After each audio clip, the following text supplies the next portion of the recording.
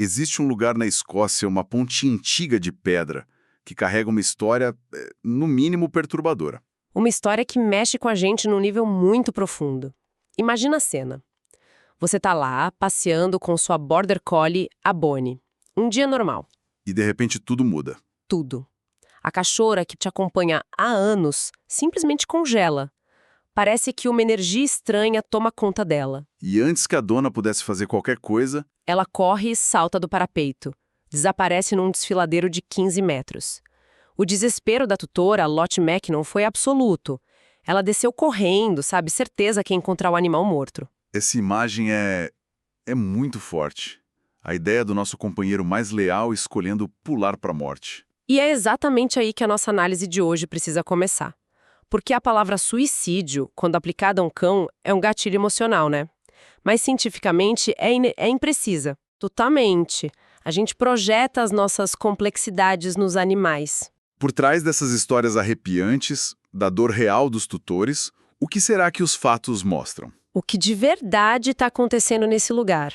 Bem-vindos ao Hiperfoco. Hoje, a gente vai mergulhar fundo no mistério da ponte Overton, na Escócia. Ela ficou mundialmente famosa como a Ponte dos Cães Suicidas. E o nosso objetivo é entender o que alimenta essa lenda. As histórias, o cenário e, claro, o impacto que isso tudo tem nas pessoas. E do outro lado, a gente vai separar o mito da realidade.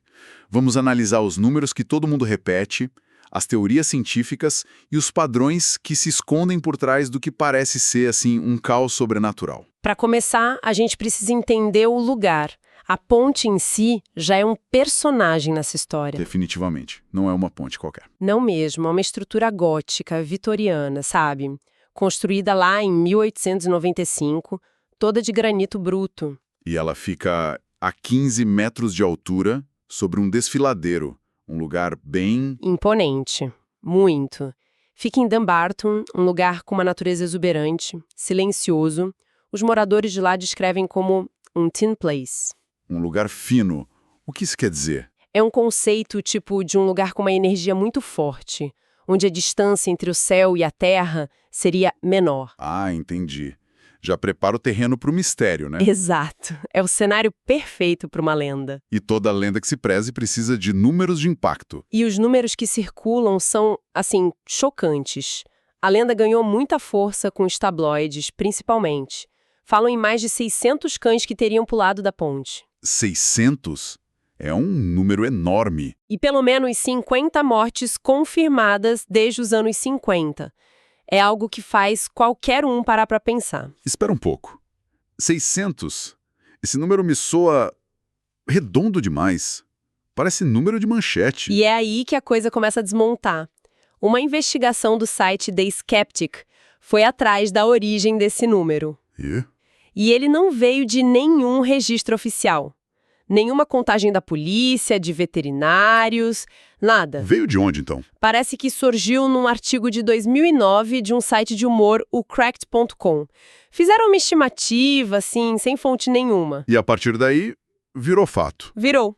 Foi replicado sem parar, uma bola de neve da mídia. Mas ok, mesmo que o número seja inflado, alguns incidentes aconteceram. A história da Bonnie é real. Sim, ela sobreviveu, por um milagre. Então a pergunta continua, por que ali?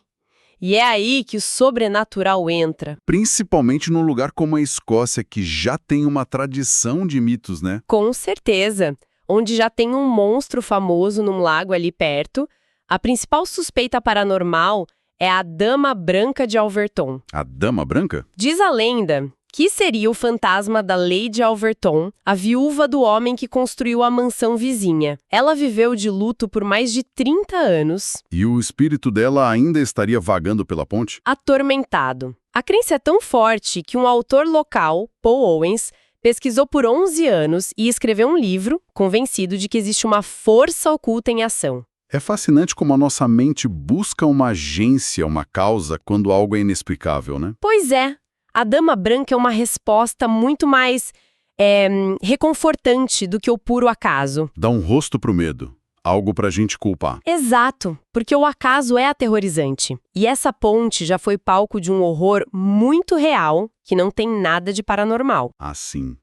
Aquele caso terrível. Em 1994, um homem, Kevin Moy, atirou o próprio filho, um bebê de 2 anos, de cima da ponte. Ele alegou que a criança era o anticristo. O bebê morreu.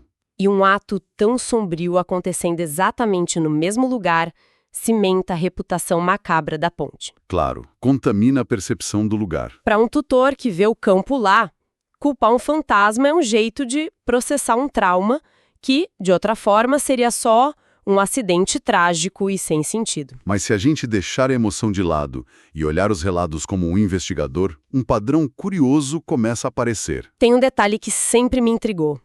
Dizem que os saltos acontecem quase sempre no mesmo ponto. Exato.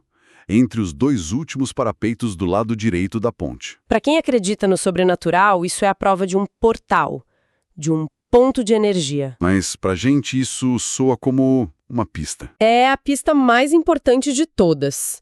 Um padrão tão específico não aponta para uma assombração que vaga por aí. Não, é uma pista forense. Exatamente. Aponta para uma causa ambiental, localizada.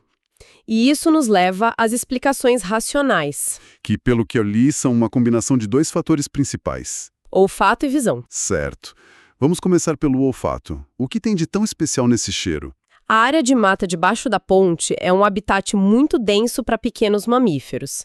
A gente está falando de esquilos, coelhos e, o mais importante, visons. Dos minks. Isso. Eles não são nativos de lá. Foram trazidos da América do Norte para fazendas de pele e começaram a escapar para a natureza. Adivinha quando? Nos anos 1950. Exatamente na mesma época em que os relatos começaram a surgir. Que coincidência? E o cheiro deles, principalmente da urina e das glândulas anais do vison macho, é extremamente forte, pungente. E para um cão de caça? Para um cão de caça, principalmente de focinho longo, como labradores, collies, que são a maioria dos casos, esse cheiro é um gatilho instintivo, quase irresistível. É um sinal de presa que, tipo, sequestra o cérebro do animal. Totalmente. Um especialista em comportamento animal, o David Sands, fez até um experimento lá no local. E o que ele descobriu? Foi bem revelador. Ele criou trilhas de cheiro de esquilo, de rato e de vison. Dos 10 cães que ele testou, 7 foram direto para o cheiro do vison. Ignorando os outros. Com muito entusiasmo.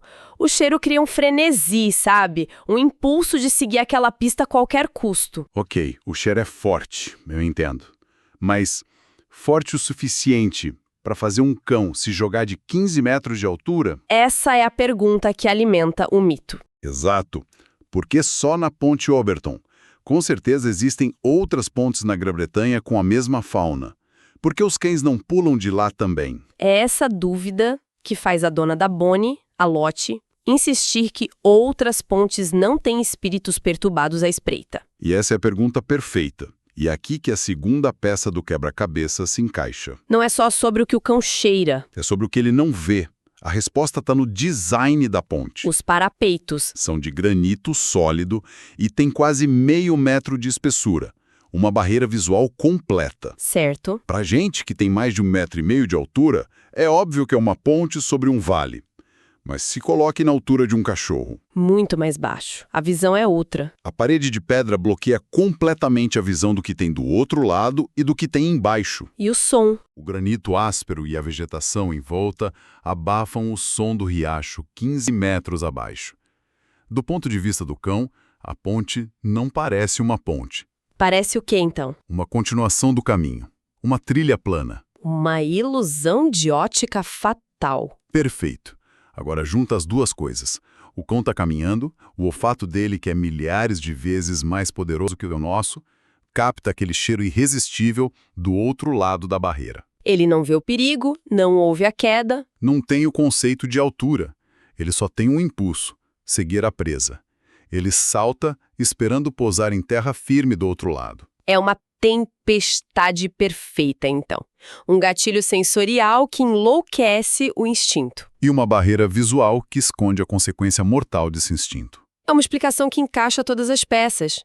Mas falta o drama, falta o significado de uma lenda. Sim, E é interessante que o próprio pesquisador, o David Sands, admitiu que sentiu uma sensação estranha na ponte. Até os mais céticos podem ser afetados pela atmosfera do lugar, pela força da história. A atmosfera de um lugar é poderosa, não dá para negar.